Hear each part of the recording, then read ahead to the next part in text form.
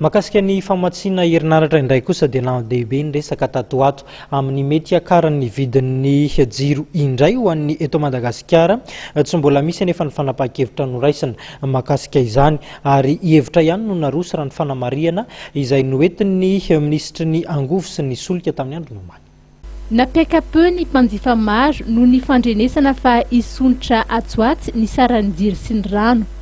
Raha ny fanazavana izay noentin'ny ministry ny angovo sy ny solika omaly dia tsy mbola amin'izao fotoan'izao no anatanterahana izany. Mbola tsy antsika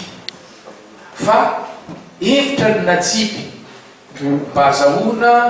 ny réaction ny feedback avy amin'ny mpanjifa tsy avy amin'ireo média koa mpikirakira ny anao aman-jery voaray tomboky ny afatra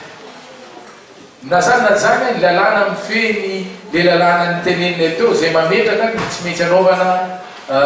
ajustement tarifaire ivoy isa-taona tsy mamela anay anao vikindava be zany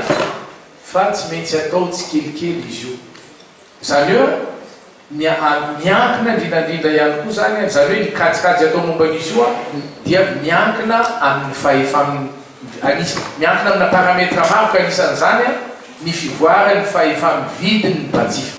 misy zany hoe miankina anisan'izany zany ny indice des prix à la consommation fa tsy azo anaovana vikindava zany izy io ka hoe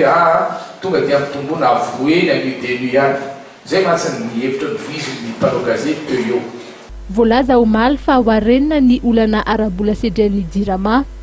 efa nisy raha teo ny task force gazole najoro ahitana solitena avy amin'ny ministeran'ny vola ny ministeran'ny angovo ny jirama sy ny bianco